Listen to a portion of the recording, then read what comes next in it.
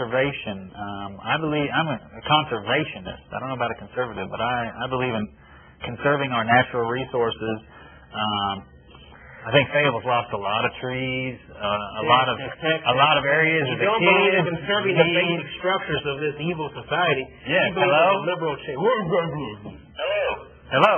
Hi there. I just had a couple of questions about your economic slavery that you were talking about just a minute ago. Yes. And how that applies to use, for example, Northwest Arkansas.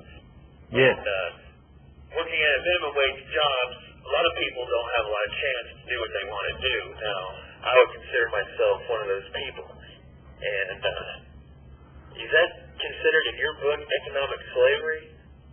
To me, it is, because you probably don't have a choice. You don't have access to a job that pays much more than minimum wage. Well, not unless I have a skill, which I don't. Even with the skill these days, I mean, the job market's really rough, and our manufacturing sector, that's one of the big problems right now. They say we're not in a recession, but our manufacturing sector is in a recession. And so the jobs that we're creating are very low wage, part-time, and not enough to create a decent life on. And you just try right now to get a PhD. Go get a PhD from the University of Arkansas in history. And then go out and try to get a job commensurate with your abilities and training. No good, huh? No good at all. You probably are grotesquely underpaid. I think Barry Bonds and Jose Canseco are incredibly overpaid. I sweat as much as they do every day. I love baseball, but you work as hard as they do.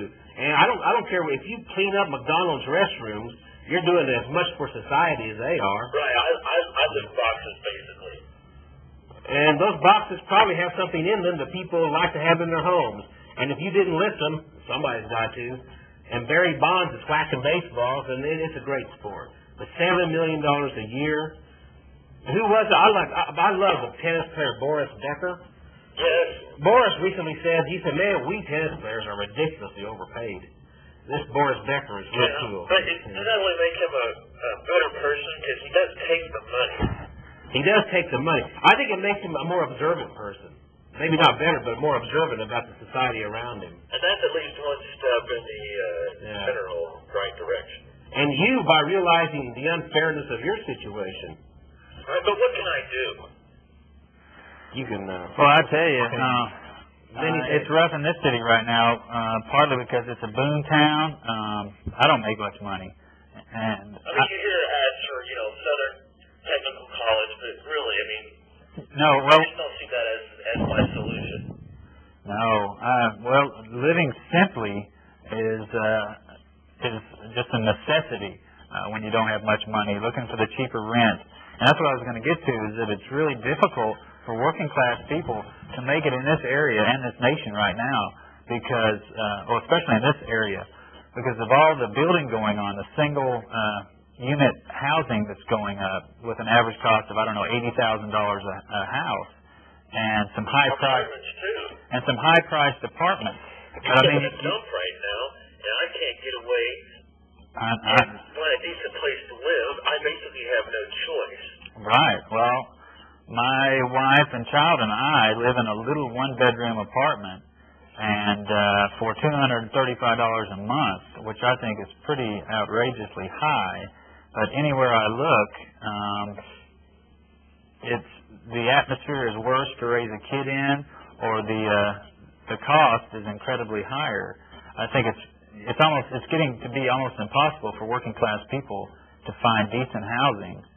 And what I want to know is why they're building all these giant condos on Leverett Street for the rich college kids, and you just can't find anything that's decent for a single man in this town. I mean, is there just not money in building those homes? I guess that's why they do it. It all comes down to money.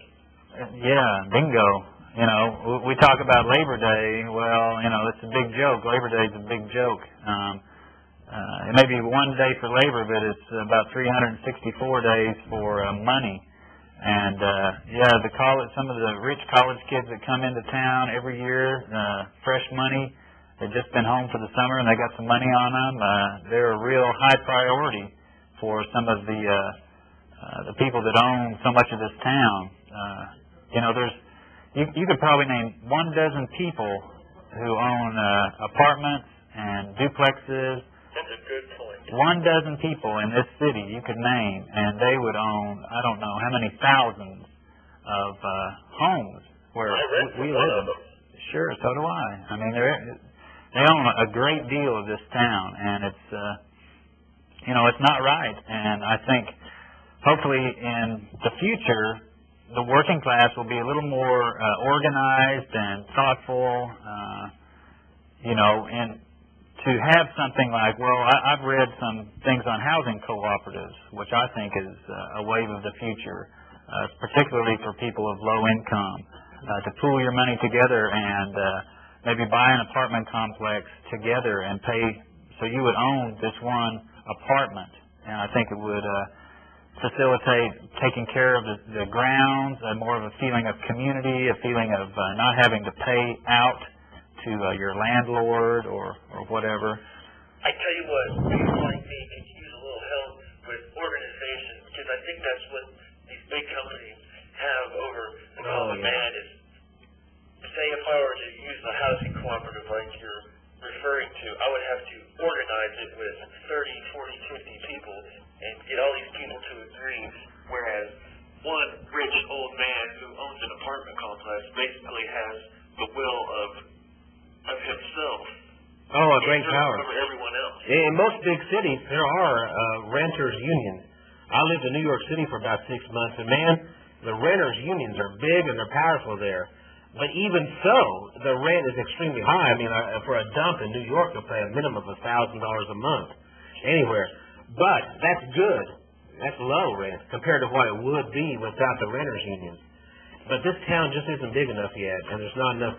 We take one day each year to glorify labor, and we take 364 days a year, and we exploit labor. Just giving the dog a bone the last year. Man, I got tomorrow paid off. But well, good for you. That's good. At least you have that. And I think there's so many problems and pressures in today's world and in life in the working class. It's really important, I think, to find some peace of mind and just the divine nature of ourselves, of this beautiful planet, of friendship, of love. There's so many marvelous and fantastic things here. Oh, we have nature here. Nature and love are what make it worthwhile. Friendship and nature. That's it. And I hope everybody at least has a place to live and decent food to eat. That's something that we haven't even done a good job at. And it is sad. It's a sad commentary. I sure would feel better talking about it with someone, but maybe if everyone else just cared a little bit, it'd be easier to get things moving. But well, you gotta hope and you gotta try.